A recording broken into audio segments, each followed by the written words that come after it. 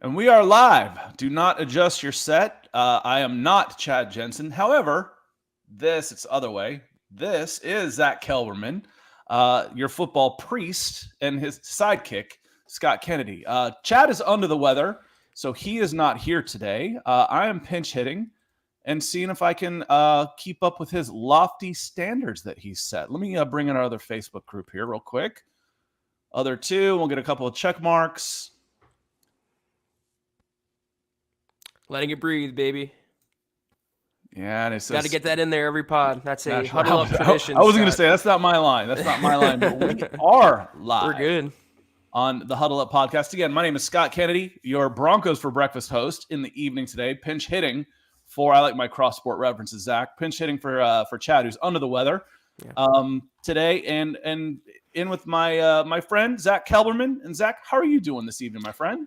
I'm doing pretty good. You know, I feel like the Broncos are going to come to a decision soon on their next head coach. We can debate the merits of their candidates, but I like the way the tide's turning in Broncos country. A lot of happenings around the NFL. We're going to get into that, including some AFC West news that came out today. It's always Mondays, regardless of the season, off-season, postseason. They're always busy days, and we have a lot to recap today. Scott and I will, but we want to start a little differently today before we get into the business with Tanner's very generous super, $19.99 super. Thank you so much, Tanner. Always a pleasure to see you around these parts. Tanner wants to know, or Tanner just wants to show some love, about to go into work, but I'll be watching after I get off. Hashtag state of being. Hashtag Broncos for life. We appreciate you, Tanner, so much. Have a nice day at work. Yeah, have a good evening at work, and looking forward. If you have anything up, hit us up on Twitter or anything. If you have any questions after the fact. I try and go back and read the comments too on the shows that I'm on, and this one might be a little harder because the Huddle Up is busy. It's busy. The comments come flying in after the show. Yeah, for sure. We got Sam Bam, $10 super. Appreciate you, Sam. You're a fixture of this podcast and all the podcasts pretty much. I've seen you on the different shows, so we appreciate your multi-cross platform support. He just says here, hi, go Broncos. Hope you're having a great day, Sam. I want to say hello real quick to Jason. I see Dylan, the moderator, in the house. I see Jay in the house. Mike. Who else we got?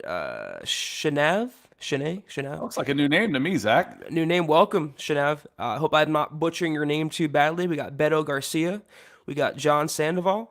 I just want to highlight you guys and shout some of you out real quick before we get into the matters of business for today. Hope you're having a great evening, ladies and gentlemen. This is pretty funny by Desert Creature. I saw Pat Shurmur in the Cowboys game. Wow, you could score some points in the first half. Yeah, the Cowboys were very, very Broncos-like in their loss yesterday. You know, coming up unclutch, not being ready for that game at all, not being prepared, tying for an NFL playoff record, 14 penalties, falls at the feet of the coaching, but wasn't a good look to me for Dan Quinn or Kellen Moore, but say la vie, it's what George Payton thinks, Scott, and he has interviews with them. Might as well get into it now.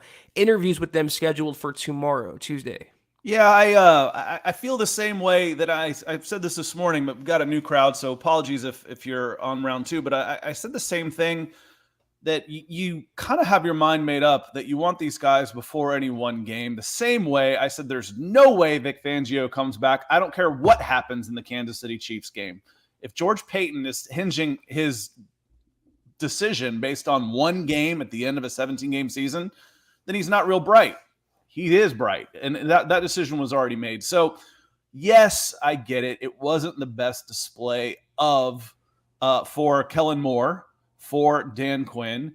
But if you like these guys beforehand, one game shouldn't change your mind. If you didn't want them before, then it certainly helps push you that direction a little more. But it shouldn't change your mind based on one guy, one game. I mean, I think the Cowboys were the 28th team to score 500 points in a season. You know, what has Kellen Moore done? That's pretty good. You know, over the course of a season, I'll take that. Dan Quinn was a very high-risk, high-reward type of defense, as you know better than I do this year, Zack, and that gets real risky. It's like living and dying in the three-point range. You have a one cold night in the tournament and you're a three-point team, you're done. You're out.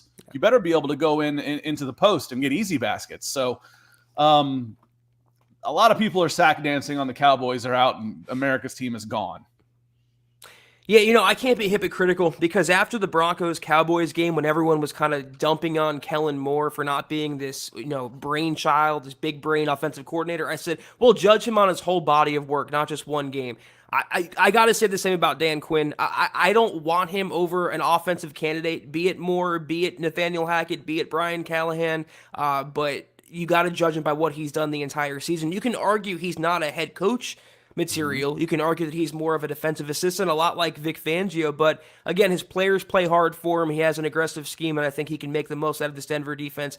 Again, I want to read you guys the interview schedule this upcoming week for the Broncos' remaining candidates. Tomorrow in the Dallas area, according to Mike Kliss, it's Dan Quinn and Kellen Moore. Wednesday, they're interviewing Patriots inside linebacker coach Gerard Mayo in the New England area, and also Jonathan Gannon, the Eagles defensive coordinator. On Thursday, they have Rams OC Kevin O'Connell, Cincinnati OC Brian Callahan, like I mentioned. Friday, they wrap it up with Kansas City OC Eric Bieniemy.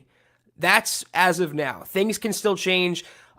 All the reports seem to indicate, Scott, that they're going into this with Dan Quinn, like you talked about, as their front runner. They had him in mind.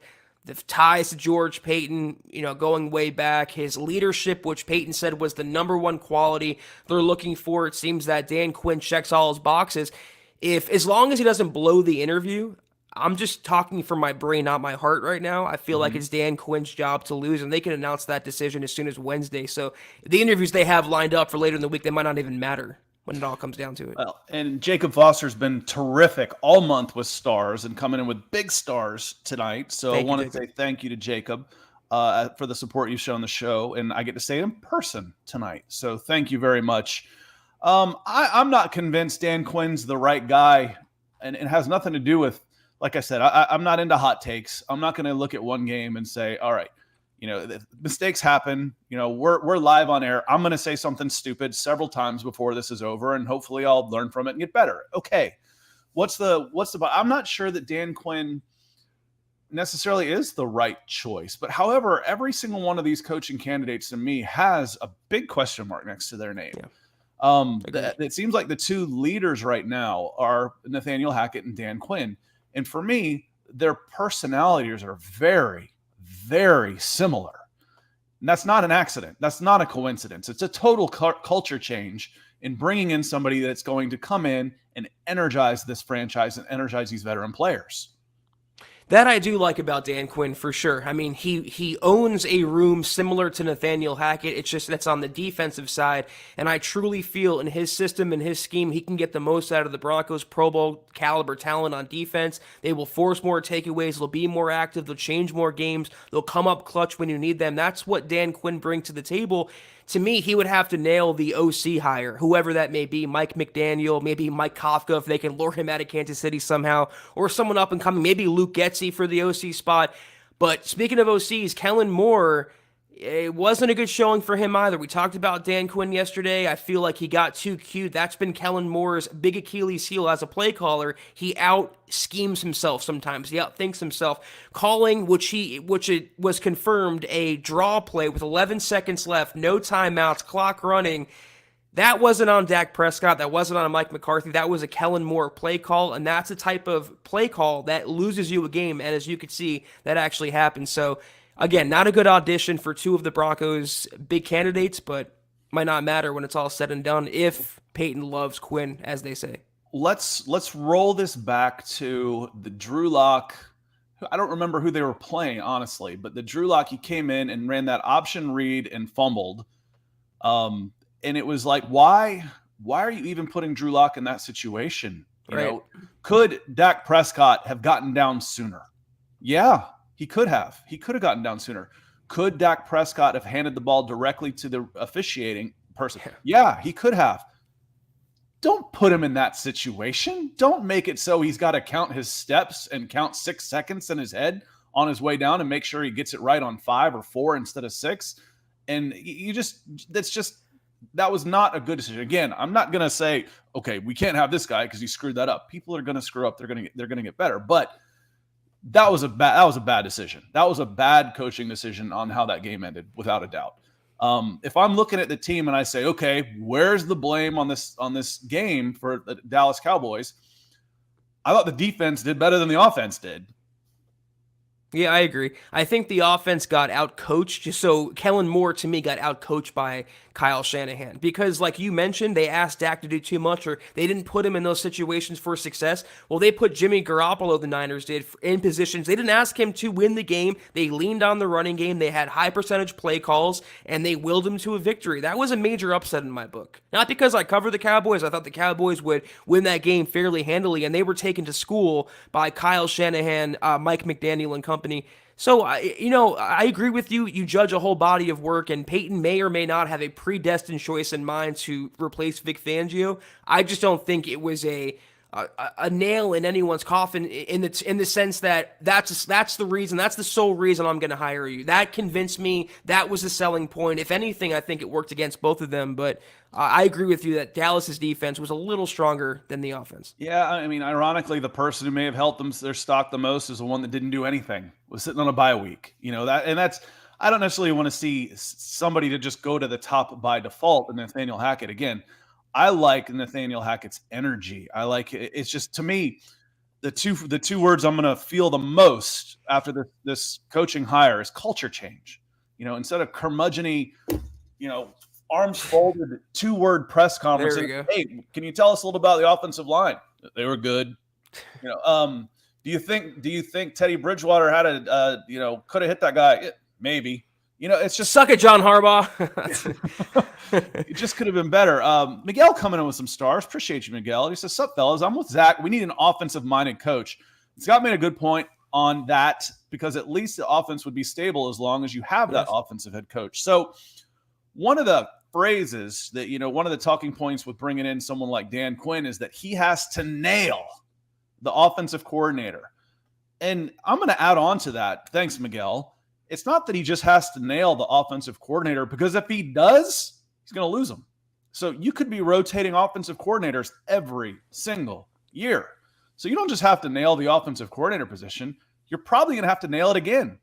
And then again, if you're sustaining success. Now, Bill Belichick seems to be able to do that. You lose a guy, they go out and fail, he brings him back, and the system's in good shape, and he's always had the, helps when you got Tom Brady as a quarterback. But Dan Quinn's downfall, aside from his general manager thinking that he's the agent for a quarterback in a 7-on-7 league, was after Shanahan was gone, was his offensive coordinator hire of handing the number one offense in the league to a rookie offensive coordinator who had been a disgraced former college head coach. That was moronic, and it cost him his job. So you don't just have to nail it. You have to nail it again and again and again.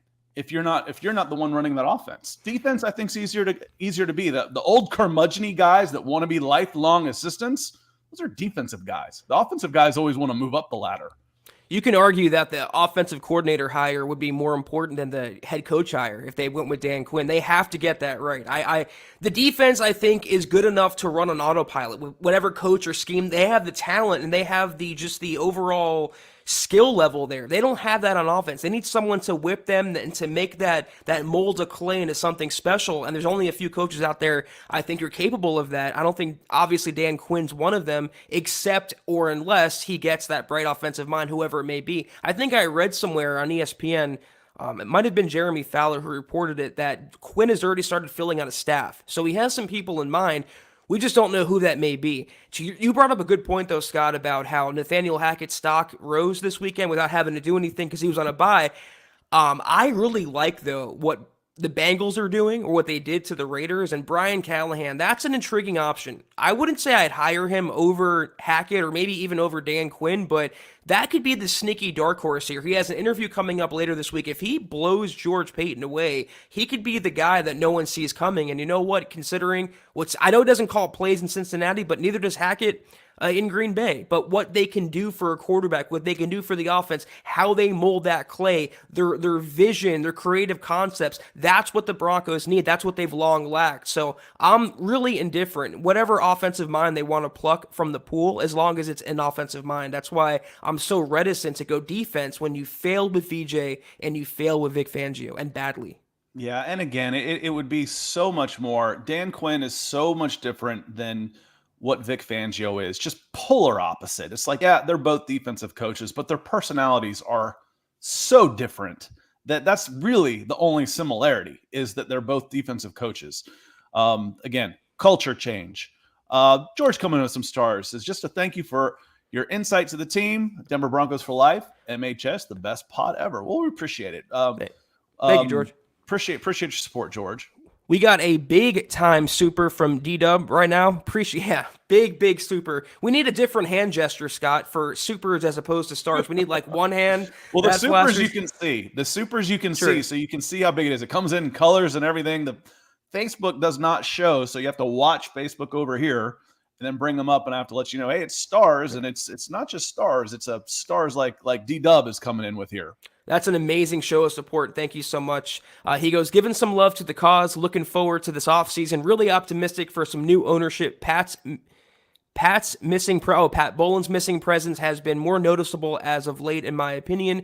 Really wish one of his kids could have held his standards, new era rising.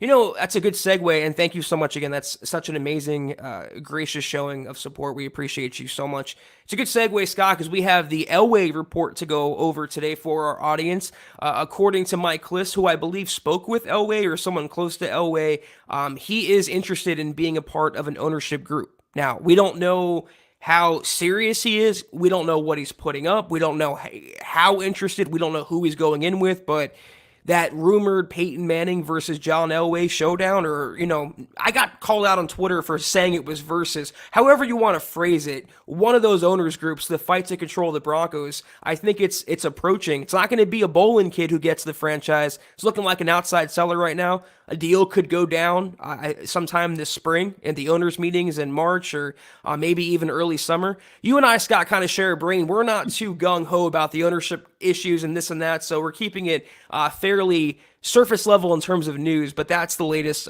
from the Broncos situation today. No, I think people are afraid of the Daniel Snyders. That's the big fear. And to me, that's the exception. I mean, the rule is ownership doesn't really matter. It really doesn't, as long as the checks keep clearing. The one time it really matters is when your general manager says, hey, I got to get rid of this guy and I need to pay off his contract. I need $7 million. Can we do that? Yeah, we can do that.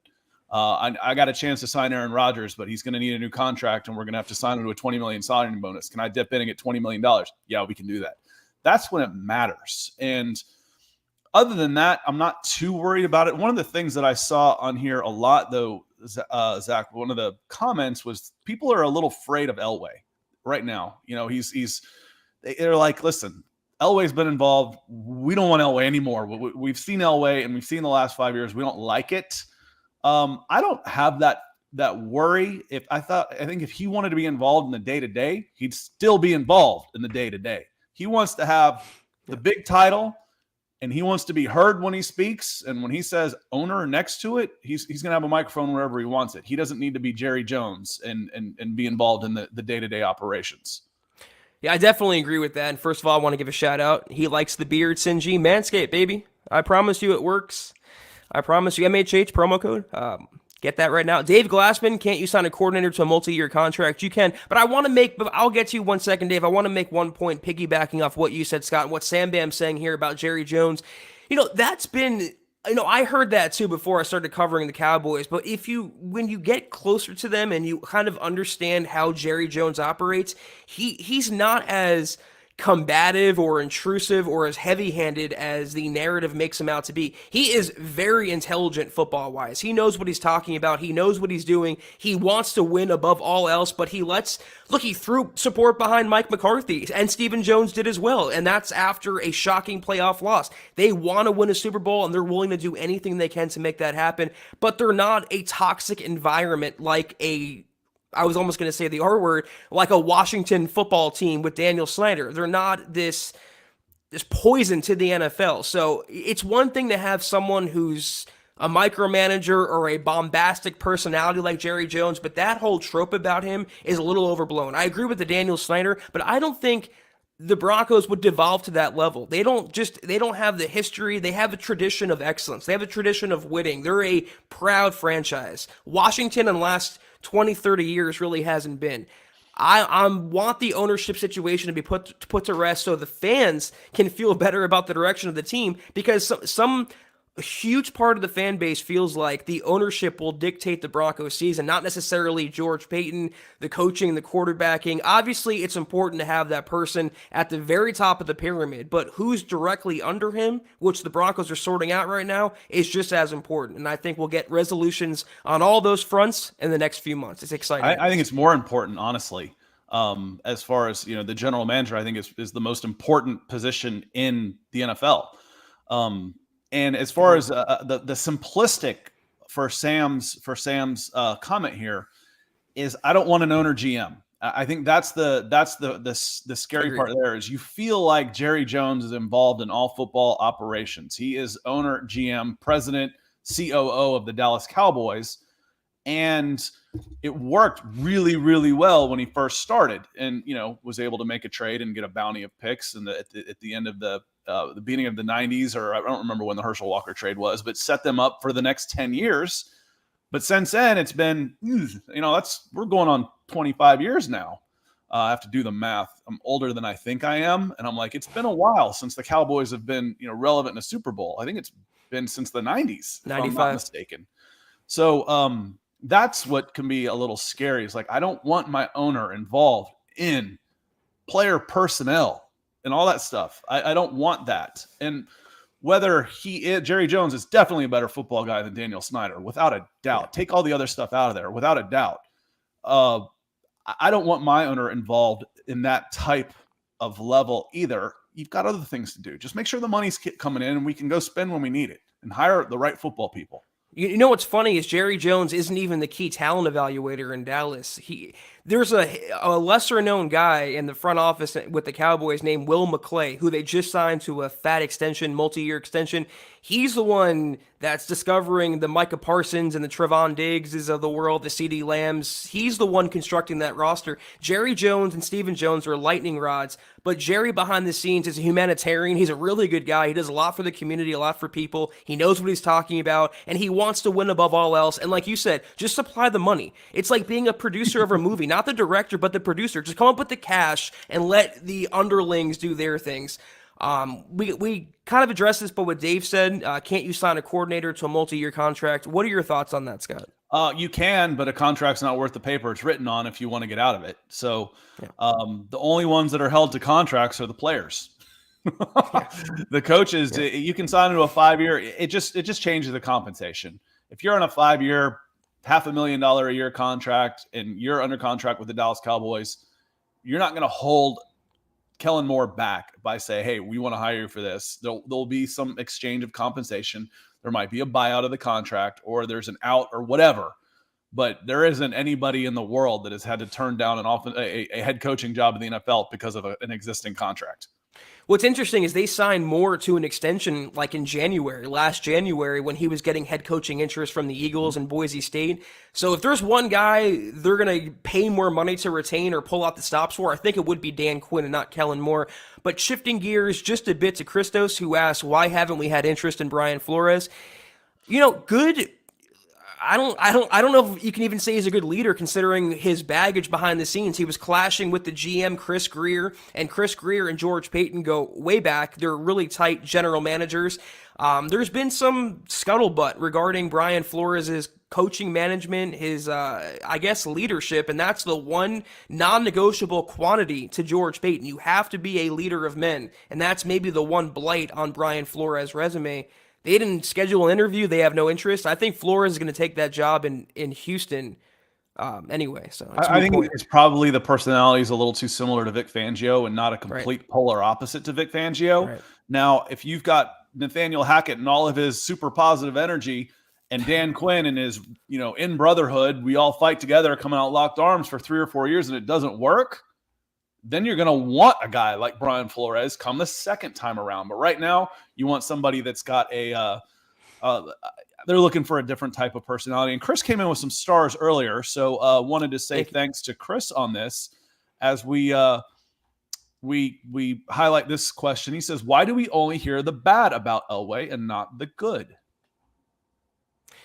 I've been saying that for quite a while. And toward the end of Elway's GM tenure, I was not his biggest fan. I love what he was doing with the draft classes, but that that acquisition of Joe Flacco really, really soured me on his prowess and the direction he was taking the team.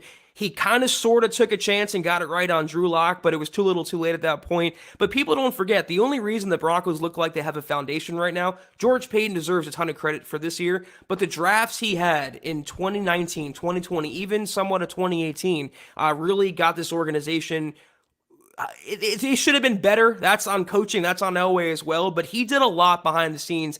And it goes back to 2014 when he had that all-star offseason. He brought them to 2 Super Bowls as a GM and won one of them. That's after winning 2 as a player. So he definitely wasn't the worst GM in the world, despite what Broncos country wants you to think. But he kind of turned heel, it seems like, in the fan base. I don't know why that happened. He went from legend to hated. Yeah, and that's what happens to everyone. It happened to Philip Lindsay. It happened to DT, RIP, when the Broncos moved on from him. That's what happens in folklore when you have these legendary figures. It's what have you done for me lately? And Elway did not deliver a championship since 2015. They haven't been to the playoffs.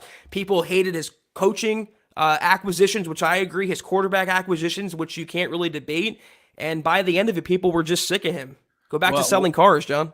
We're going to have to quote The Dark Knight twice in one day because, you either die a hero or live long enough to be the villain.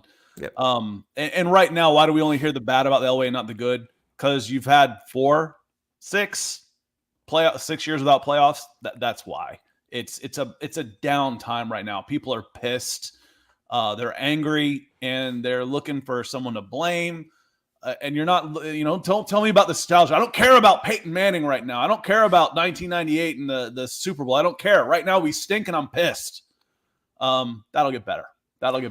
John Elway's he's secure in his long-term placement in Denver Broncos lore, even if right now things don't look real great. Yeah, we have a blessing from the Queen here. Christy hopping in, $5 super. Thank you so much, Christy. We love you, and we hope you're doing amazing. She says, thanks, guys. Excited about all the new that is happening with this team.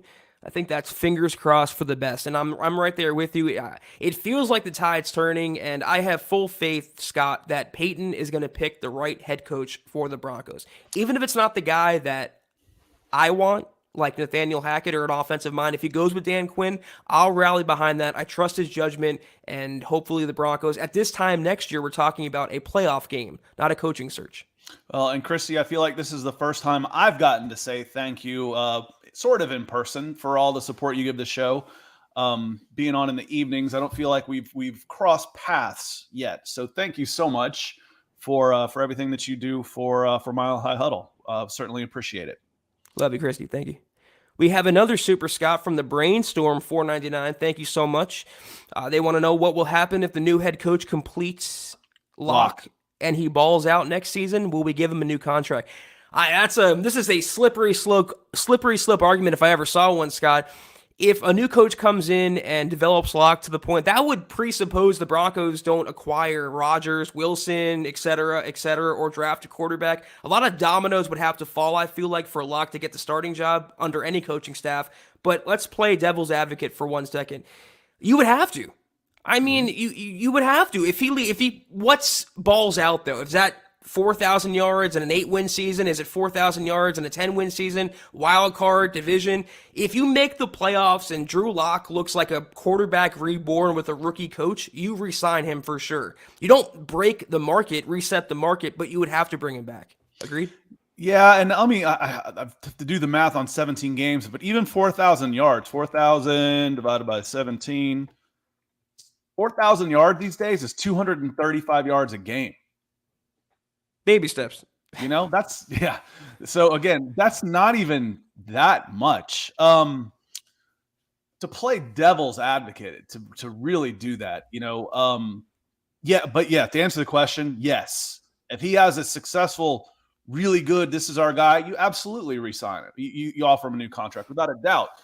We had a question like this before. It says, do you franchise him? Hell no, you do not franchise him. He doesn't go from $2 million to $25 million. No, you don't franchise him, but you could go, 2-3 years for 10 each and quadruple his money for sure as a second round pick. Zach, I don't think, as much as Peyton has said, And I put this in the comments when y'all were talking about it. He said everything, so he actually said nothing. George Payton. He says part of the interview process is I want to find out what's your plan for Drew Lock. How are you going to get the best out of him? Okay, ears perked up around here. That certainly rung. But then he follows up and saying, what are you going to do in the college? What are the free agent guys you're interested in? So if I'm coming to this position, I'm a hot candidate, Dan Quinn, Nathaniel Hackett, and I've got several options. My question is absolutely gonna be, what are you going to do for me at quarterback? You know, I can't go into this. I cannot go into this season. I cannot take over this team with Drew Lock as my only option. Can't do it, won't do it. That's realistic. So it depends. I can't see him coming in. You're going to upgrade the quarterback room, and if Drew Lock ends up being that guy, so be it. But that's going to be part of the conversation. It's going to be part of the interview, the reverse interview process, where the candidates are actually interviewing George Payton. Why should I take this job? It's funny you say that because in Payton's season-ending press conference after firing Vic, he said even a defensive candidate for head coach would have to present his plan for the offense. That's the number one priority. That's what led me to believe, talking about leadership, that Dan Quinn with a hot up-and-coming OC would fit the bill. But based on what I read, Aaron is plan A, Russ is plan B. Then you have the Kirk Cousins of the world, the Matt Ryans of the world, the Jimmy G's of the world. I'm just saying that's what the Broncos might explore before, or they could draft a quarterback, any of those quarterbacks, before giving Locke another shot. So would we want to see it? I think selfishly a little bit. It's like a guilty pleasure at this point, Drew Lock, but a lot of dominoes would have to fall. And I see Von Miller got a sack for the Rams in tonight's game against the Cardinals. So speaking of big money free agents, Andrew Baker hopping in. Leadership is key, but which candidate is the better quarterback developer? Hashtag MHH for life. Well, you can argue that really, I don't think that Luke Getsy, despite his title, has developed Aaron Rodgers all that much. How much has Eric Bieniemy influenced Patrick Mahomes? They have Mike Kafka and Andy Reid. Eric Bieniemy's not even the quarterback's coach. Yeah, some of these guys, they're getting more shine for their team success more than what they've done on an individual basis. I don't think, maybe someone like Brian Callahan or Kevin O'Connell, considering they're involved in the game planning each and every week, but so are the other coordinators. I wouldn't say one is a better whisperer. But then again, guys, Pat Shurmur was hailed as being a quarterback guru, and how did that work out? I think whoever can bring the freshest ideas to the table with the best plan and the most surest leadership will get the job, whoever that may be. Zack, I don't know, man. I feel like this whole development of a quarterback thing is it's overrated. The whole idea of it is overrated. This isn't the 1970s. This is 2022, and these guys have been playing football year round since they were 10 years old. And they're playing in 7-on-7s in high school constantly. They're playing in super advanced offenses in college constantly. By the time they get to the NFL, they're not the finished product, but there's not a lot of developing going on at this point. Either they can get it and pick it up, or you're moving on and you're getting somebody else. Having the right guy is a lot more important than having the quarterback. Every top quarterback coach we hear of, is it the chicken or the egg? Is it the quarterback, or is it the coach? At this level, it's the quarterback. Definitely agree. Bearded Bronco hopping in with a subject that we wanted to touch on, Scott. We're probably going to be a little shorter than usual, guys. We're going to just take it for as long as you guys are throwing us some questions with Chad down today and Scott pinch hitting. But Bearded Bronco points out that Mike Mayock got fired as the Vegas general manager today. It's weird that they would interview GM candidates with the GM still on payroll, but that's how the Raiders roll. And it was inevitable after that they were tied together at the hip. Once Gruden left, it was borrowed time for Mike Mayock, and it's scary because he was actually holding them back. His roster evaluation and talent acquisition, if they get someone like Ed Dodds, the Colts executive, that can mean good things for the Raiders franchise. So this was a good move for them, as much as that pains me to say. I'd love to have been a fly on the wall and know how much influence and how much of that was Mike Mayock. I actually worked when I was in LA. I did a couple of years with NFL Network as a guest draft analyst and got to work a little bit with all of those guys. And I thought Mayock was easily, now this is a low bar, including myself. I thought Mayock was easily the best talent evaluator of that bunch. However, actually stepping up and making those picks is different. And formulating a team and having it mesh all together with personalities is different. How much of that was Gruden and how much of it was Mayock? I felt like in this case, Gruden was the boss. He hired Mayock to, okay, you do what I tell you, almost like an assistant general manager. But he was on borrowed time as well. Yeah, and like I said, whoever they hire, they have a couple candidates right now, is going to make them a better team. I kind of feel like Louis Riddick, the ESPN analyst, he was an executive, I think for the Giants. He should get some general manager interest, but we'll see how they go there. We wanted to touch on that real quick. Appreciate you, Travis. He goes, evening, fellas, watching the show, DB for life. I saw thank you, Travis. Michaela hopping in here, as she always does. You are the best, Michaela. Thank you so much. The Duchess doing Duchess things. I am still rooting for Hackett, she says. Something about him I really like. He is infectious. Yeah, that's what drew me to him. I saw his coaching style. I saw the way players, even someone like Aaron Rodgers, who's, I wouldn't say an outward personality. I think he's a little more of an introvert than people think he is. And he got him raving about Nathaniel Hackett. And you just love like you mentioned, energy, and that's the number one thing. I talk leadership, quarterback developing, but when you have 2 years of Pat Shurmur and Vic Fangio, and by extension, Tom McMahon, and then this year, Teddy Bridgewater, who's a carbon copy, personality-wise, of Fangio, it's the stalest, most sterile environment, like a hospital at night. Just nothing going on, no sounds, no life. Nothing to it. That's what Nathaniel Hackett would bring to the table. Dan Quinn as well. He owns the defensive room when he walks in, like Hackett does with the offense. So we played the video of Hackett going over a basic 5-step drop, and he was about to have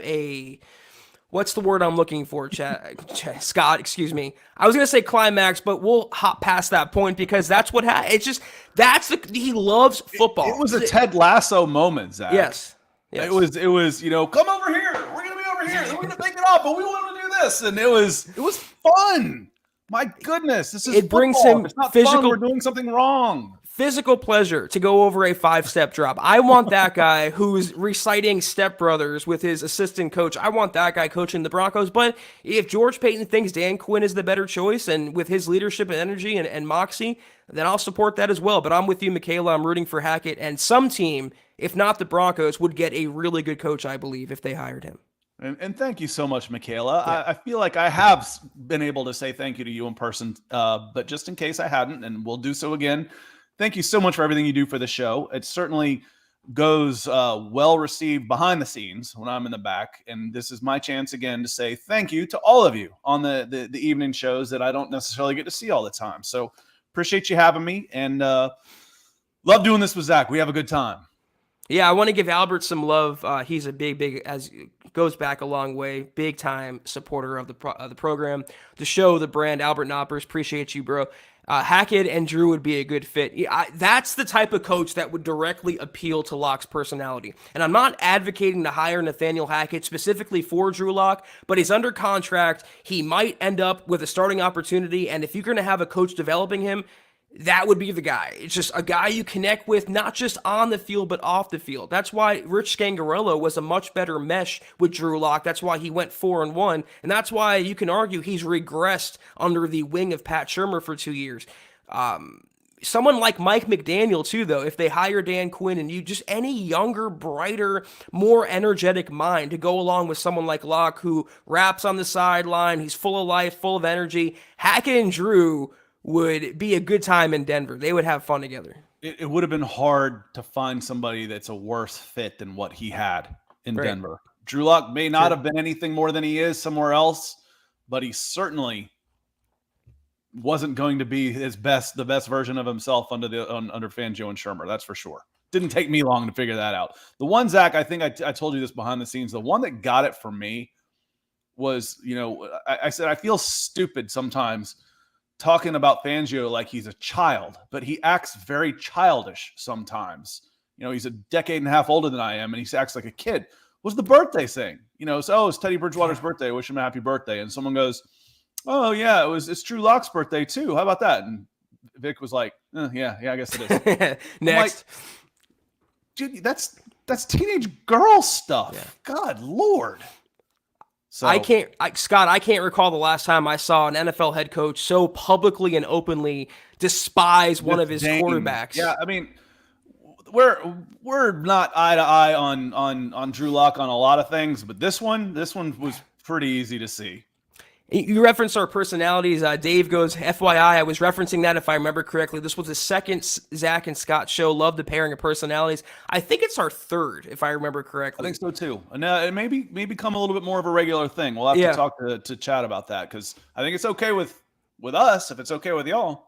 Yeah, despite what the popular belief is, I'm pretty easy to work with. And I think Scott can vouch for that. But I see Michaela hopping back in here. Thank you so much, Michaela. Hackett plus Lock equals love. Hackett plus Lock would equal like John Bolin on a Denver Friday night, just going crazy, just Chad Kelly on a Halloween party. It would get a little worrisome considering their balls of life and how alike they are. It would be like the Step Brothers meeting for the first time, activities constantly. I would love to see it, but we'll see what George Payton, how he feels. I honestly think a lot of y'all are reaching on this big time.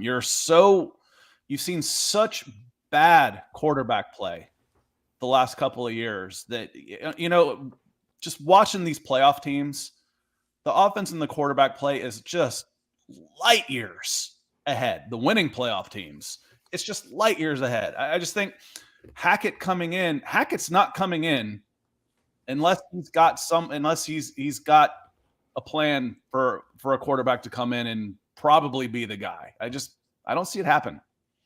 Appreciate you, Sebastian, for throwing up some stars. Are they worthy of the flash, Scott? I haven't gotten that far. I'm still waiting to hit this one from Jacob, who comes in multiple times, and then coming right underneath Jacob was Phil. And then I'll give Sebastian a shout out too, because I don't recognize that name. Sebastian feels like a new name to me.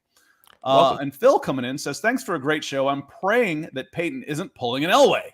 These interviews better not be for show, and his mind is already made up." I don't think you schedule 10 8-hour interviews and fly to Green Bay. If you're going to fly somewhere, fly to Los Angeles and fly to Miami. Go someplace in the winter and interview somebody where it's going to be a little bit more fun. You're not going to Green Bay for show. You might go down to Miami and LA for show, but it's a waste of your time if you're not serious about this. Now, he may have a favorite. We all do. I talk about bias all the time.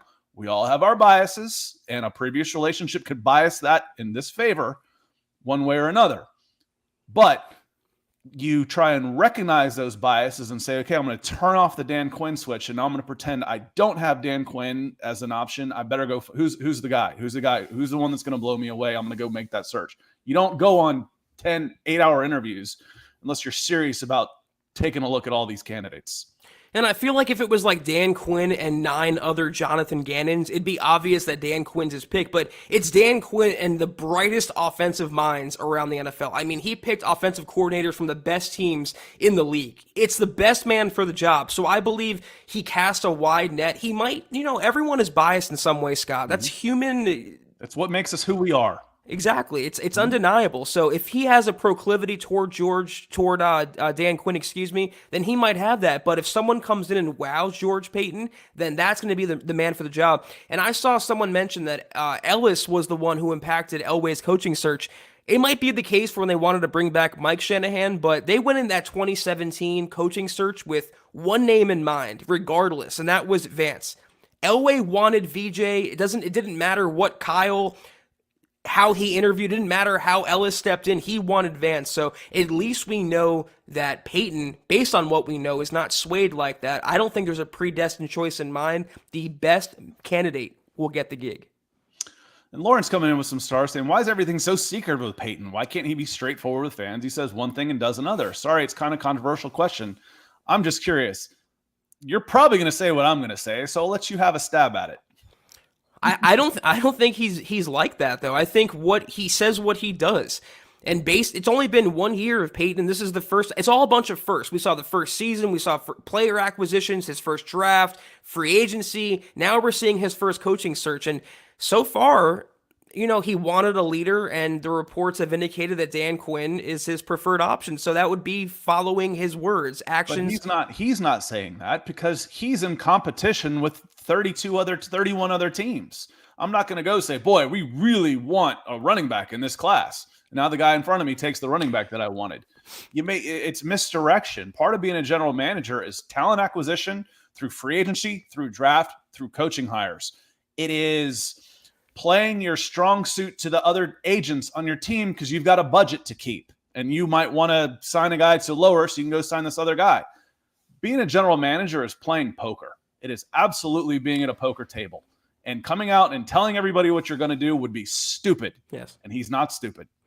I was going to say, if you telegraph everything, that's bad messaging. And that's another point of the job, Scott, that you were going to bring up. PR, how you deal with the media, how you deal with the narratives that you control.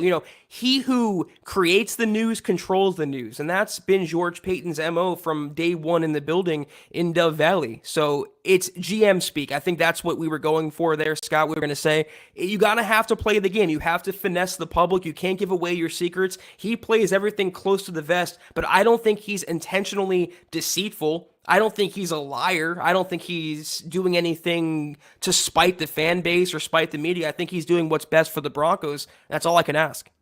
No, I've said forever, coaches lie so much they don't call it lying. They call it coach speak. You go and I see it just talking about in college. Yeah, we're playing Little Sister Mary to the poor, and they've got a really good team coming up, really going to be a challenge. No, it's not, but it's being respectful to the other team. And, that GMs are the same way. That's more of a poker. I mean, seriously, they're playing poker every single day with agents, with players, with other general managers. They're on the phone. It's just, it's all very deceitful, and it's by design. Makes it fun.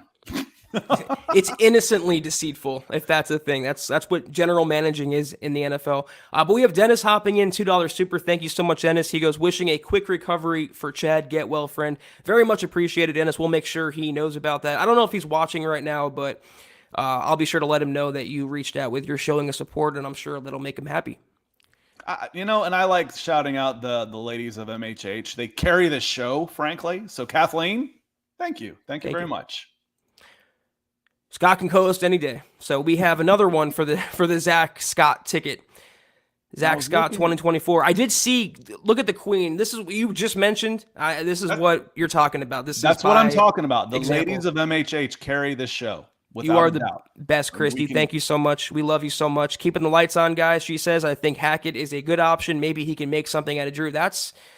Or any quarterback. I'm not hiring this next head coach to develop Locke specifically. I just want a coach that can develop a quarterback, whether that's Drew, Aaron, Kenny Pickett. I don't really care who it is. It's time, though, for the main guy under the big headset to be of the offensive mind and bring the Broncos into 2022. It's been far too long. Yeah, forget the name Drew Lock. It doesn't matter. You're not handing over a $5 billion franchise to a guy so he can get the best out of your second round pick. That's insane. Maybe he can get something out of Lock. Wouldn't that be a bonus? Exactly. Drew is cheap. He's on the contract. He's under contract already. That would be awesome. But again, you're not bringing in a guy who can get that. That's not your main question. Who can get the best out of Drew Lock? No. That's not why you're hiring a guy to be in charge of a multi-billion-dollar company. Is for Drew Lock. Anything that he can do with Drew Lock would be gravy. It would be oh man, everything you could do. Again, instead of dropping $30 million, $40 million in a free agent quarterback, I could go spend that money and build a team around the quarterback I already have. Whew. Yeah, that'd be tantalizing. Absolutely. You could argue the hire wouldn't be about getting the most out of Drew Lock. It would be Drew Lock getting the most out of the Broncos and the new head coach. Anything you would get out of Drew, I fully would agree with you here, Scott, would be the cherry on top. If he pans out, great. If not, oh well, he's cheap. He's under contract for one more year, and we'll have an alternative. So I'm not making this hire for Drew Lock, but if you hire an offensive mind like anyone we talked about, it would definitely be a benefit for number 3. But Randy hopping in here. Hey, guys. Appreciate you, Randy. Hope you're having a great night. Hoping Peyton keeps up with the search, Randy says. But I agree with others that we need an offensive coach. VJ and Vic were failures. Big time failures, categorical failures, because they set the Broncos back multiple years, in my opinion. And then Vic doubling down, him being so gruff and tumble and ornery and get off my lawn-ish, but then doubling down by firing the young up-and-coming OC who had his blemishes as well, and bringing in Pat Shurmur, which, like you said, was the worst coach you could have brought in for Drew Lock. But they didn't care because they traded for Teddy. They gave Teddy the job, and that's what happened. So I said this before, I'll say it again. If anything, Elway and Peyton and Ellis and all who were involved in the Broncos hiring contingent, they owe the fan base, if nothing else, a shot with an offensive mind. They have to. They have to give it a shot in current NFL trends. Yeah, I didn't used to really care offense, defense. Doesn't just the right guy for the job. Again, there's enough. Diego came in earlier. He said he said I heard Scott once the great white. So I got one with the bare hands. I am terrified of sharks, dude. I'm actually a scuba diver. I will not scuba dive in cold water because that's where the great whites are. I've only done tropical, so no. I have nightmares about great whites. They scare me. I'm not even getting on a boat near a great white. See, you got me talking about great whites. Oh, the offense versus defense. I think in the first year you bring in, if this is your window, we want to go for this year. I think, again, Dan Quinn could be your guy. Goes and makes a right hire coming in. You go and you make a good run. But now, look what he did with the quarterback, came in and melded that offense that Shurmur really was terrible. Now you're losing your offensive coordinator to a head coaching job. That's what happens to good offensive coordinators. Now you got to do it again. I couldn't. And, just like a batting average.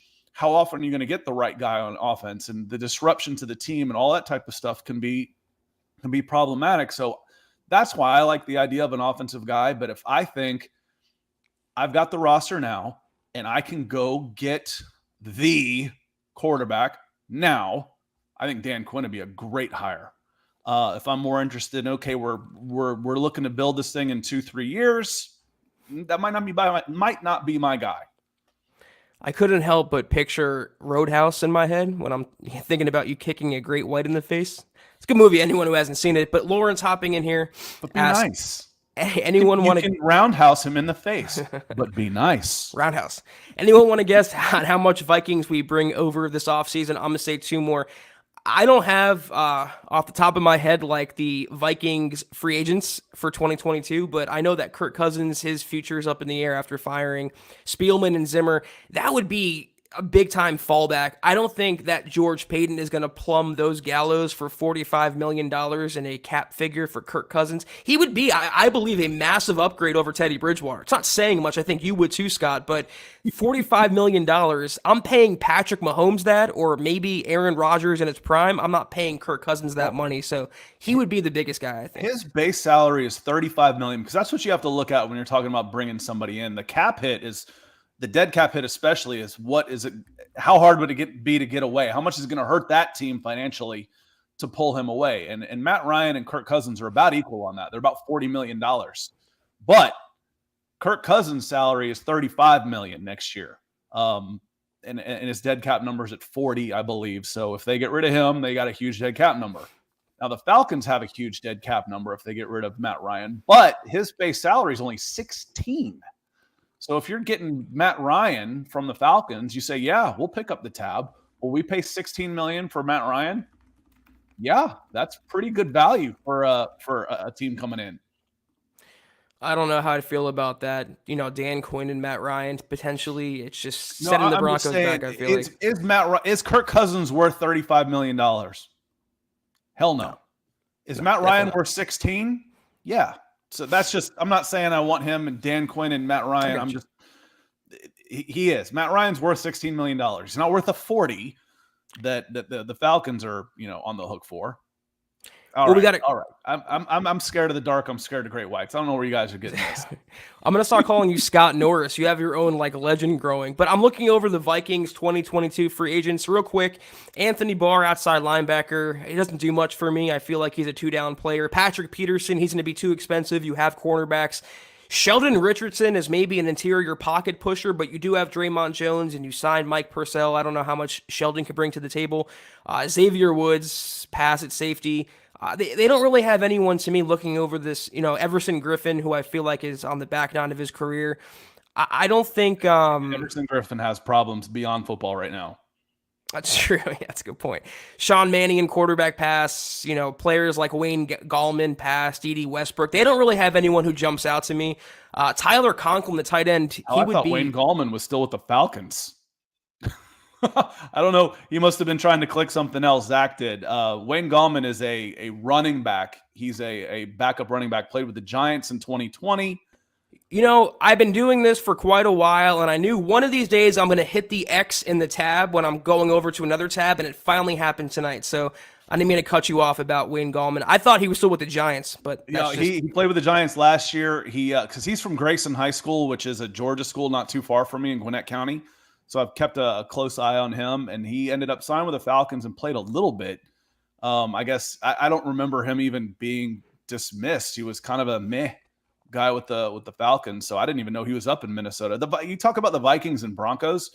I think the Falcons, and there's this thing going on, Zack, with the Falcons Broncos this year. It seems like there's a lot of synergy going on, right up to the point where we're drafting 8 and 9 back to back this year, and I'm ready. I'm ready to send Cordero Patterson over to the Broncos, and what a great fit he would be. Even for just Deontay Spencer, for God's sakes, as a return man. But what a wild card. You're losing Melvin Gordon, bringing in Cordero Patterson. Give half of Melvin Gordon's touches to Javonte Williams and give the other half to Cordero Patterson. Whew, that'd be tantalizing. Man, if I'm the Falcons, I'm not letting Cordero Patterson go anywhere, though. What a revelation. I'm re-signing him. I mean, I know he's in probably. They're broke. They're paying their guys off with Chick-fil-A coupons right now. That's pretty funny. I'm not crazy about the Vikings free agent list. And you bring up a good point, Scott. I feel like the next pipeline to Denver would be from the next head coach, wherever he comes from, either Green Bay or Dallas or Atlanta with Quinn's ties. So I wouldn't get too hung up on Minnesota. I feel like whoever Peyton wanted to import, he imported this past year. But we're going to take a few more questions. It's kind of slowing down right now. If you have any questions, comments, concerns, lob them into the chat. We'll try to get to them. We have about 4 more minutes, so we appreciate you hopping in. We touched on Jim Harbaugh, didn't we? I don't think we did. We did Mike Mayock. Okay. Yeah, we did Mike Mayock, but Harbaugh, I just figured, I looked it up. I think Brian Kelly, Notre Dame head coach, got a 9-year, $90 million contract to go to LSU. That's what Jim Harbaugh's agent saw and starts floating around, this. But, that being said, who the hell wants to coach college football right now? I mean, the transfer portal, they talk about, it's almost like these guys are on, it's a 1-year deal. Well, it's always been a 1-year deal. It's just always been a 1-year deal in favor of the college, the colleges. Scholarships are 1 year. And not only can I cut you, take you off scholarship, you're then not allowed to play for anybody else for another year. That's how unfair that used to be. So it's always been like that. Now it's just becoming more fair. So you have to recruit, pain in the butt. You have to re-recruit because guys have guys in the ear the whole time. Or you can make, a couple extra $1 million and just coach football. Let somebody else deal with the personnel. That sounds pretty good to me, dog. Yeah. Supposedly Jim Harbaugh is leaning toward going back to Michigan, probably with a bigger contract. But if he's still hemming and hawing, it sounds like, based on reports and the Vegas job, the head coaching job there, and maybe personnel control in Vegas. That they don't have a GM now, that would appeal to him, or the Giants job. Apparently, he's eyeing as well. But we'll see. Tabitha, thank you for the stars. Yeah. Again, like I said, the ladies of MHH carry this pod. I don't know, Zack, and it started for me really with Dan Reeves. Dan Reeves was a hell of a football coach. And he got himself run out of 3 jobs. May he rest in peace, too. Yeah. I think he was our first loss of the year, January 1st. Woke up to that on New Year's Day. Great football coach. But he wanted to be general manager, too, and lost 3 jobs because of it. Who was the original? Holmgren was one of those guys that acted like that a lot. Left Green Bay so he could go do that in Seattle. Failed miserably. It's a different it's a different skill set for one, but it's also a conflict of interest. I don't want the guy who has to call the plays and coach these guys being the same one that's negotiating their contracts and rubber stamping all of that stuff. You want deniability with that. It's like, listen, I got problems with my contract. Yeah, that's not my problem. You go talk to your agent, your general manager. My problem right now is you're lazy. You want separation of those type of things. But like I said, he could come in and you always have input as the coach. Absolutely. You'll have input. Come in and get rid of all the recruiting BS and go take over the Raiders job. That's starting to look pretty appealing, honestly. Yeah, supposedly he's not the easiest guy to work for or around. He's super hyped up all the time, and I feel like he's, he can be a micromanager. That would appeal to someone like Vegas. If they got along with John Gruden, that environment, I feel like Jim Harbaugh and John Gruden are cut from the same cloth. I wanted to give Jacob Foster a little shout for his stars. Appreciate you, Jacob. I think, though, Scott, that's, unless we missed any supers or Facebook stars, I don't think we did. One thing, and then I'll turn it loose on this one right here. Is Jeffrey Arellano. That doesn't look Spanish. Normally it's like Arellano. That one's tough. Doing your best Chad impression right now. Worth a first-round pick. Nick and I will go back and forth on this one a lot. As far as I'm concerned, game changers don't have positional value. Now, if you miss on one, it becomes tough. Kyle Hamilton, I think, is the best player in this draft, and he could go as high as he wants to. Nakobe Dean, the University of Georgia linebacker. That's my guy. If you have Dan Quinn, one of the questions, and I heard listening to y'all a lot, Zach, is, where's the accountability? Where's the leadership? Where are your leaders on the field? Nakobe Dean will grab, I don't care who it is. It's Shelby Harris, who's twice the size, or Patrick Surtain by the back of the neck and throw his ass into the right position. He's a 3-year graduate in an engineering degree from the University of Georgia and a national champion middle linebacker. He's the real deal. When we talk about culture change and leadership, man, you plug him in at middle linebacker and you're set for the next 10 years, and he makes everybody around him better. I'm a huge Nakobe Dean fan. Yeah, I was listening to you and Nick, I believe it was, on Broncos for Breakfast, and you laid out the case for Dean, and I'm right there with you. They need some injection of talent, leadership, ability, and youth in that linebacking core. It doesn't look like Bradley Chubb is working out. They can't get by on the Malik Reeds of the world. They have Jonathan Cooper, great. He might not be a long-term starting candidate, but you need that game changer and someone, like you said, Scott, to give the defense an identity. And if you get Nakobe Dean, you're, like you said, set for a decade, regardless of scheme. Whether it's a 3-4, 4-3, he can thrive. He's more ideal for one than the other, but I think he's one of those I don't want to say transcendent players, but really safe pick in this year's draft. Good enough. He's smart enough, and doggone it, people like him. No, but seriously, he's a football player. Put him scheme independent. What do you want him to do? Exactly. That's what he's like. What do you need me to do? I don't know if he can play it. What do you need me to do? I'll go do it. I'll put my hand in the dirt and go in the rubber pellets and go rush the quarterback. Exactly. I'll drop back and play safety. And before we get out of here, he's not Micah Parsons, but coming in late. The closer. The closer saying, not sure if this was mentioned, but I hope George Payton makes some serious moves for this OL. Some good but very inconsistent in 2021. MHH for life. Thanks, guys. Thank you. One of the questions we've had a lot is, what do you prioritize in this draft? Right tackle, edge. I think those are your two highest needs for premium positions. And I think you're going to have a pretty good choice of either of those positions in this draft. You could even go cornerback, or you reach a little bit, or maybe even trade down for a guy like Dean. But I think if I've got one question for George Payton was, did you exhaust all options knowing you had a ton of salary cap available to upgrade your right tackle position before the season? I don't think you need to go through another season. You need an upgrade there for sure. And then I think you need to bring in some more competition for your interior line through the draft as well.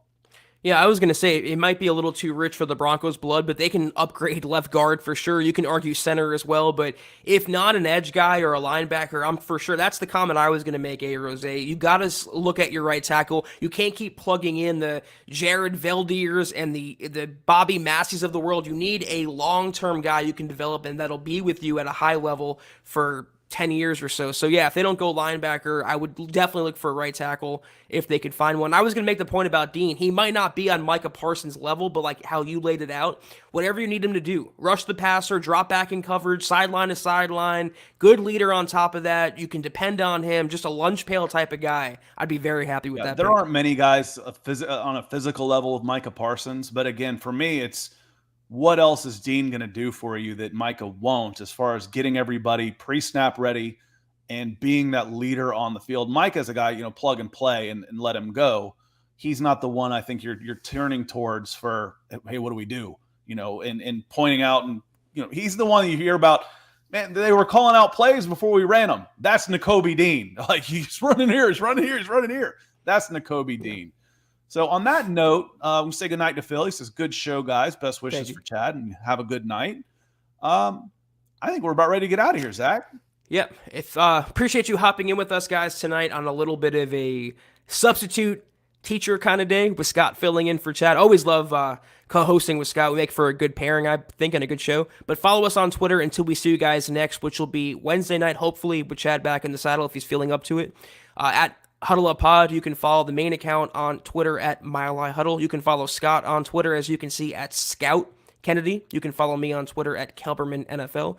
If you haven't, guys, go to huddleuppod.com, and if you want, get yourself a comfortable hoodie, get yourself a hat like I'm wearing. Scott, we got to get you some Huddle Up Pod gear, man. I do this every time. I've got Broncos for breakfast all over the place. This ain't the morning. This is the nightcap, baby. No, huddleuppod.com and get your merch right now, guys. More coming soon, I promise you that. Also, facebook.com/Mile High Huddle. Hit that big blue button. We have a new episode of Kelberman's Corner coming Sunday at noon Mountain Time. Also, Broncos Book and Trickle Zone each and every week. And facebook.com/Mile High Huddle Pod. Like that page and follow that page. If you haven't, go to Apple Podcasts and leave your football priest a 5-star review for a chance to win. Could be a hoodie, could be a hat, could be a beanie, each and every single month. But if you can't do those things, please do these 3 things. Subscribe, like, and share this video and every video you see on the MHH channel.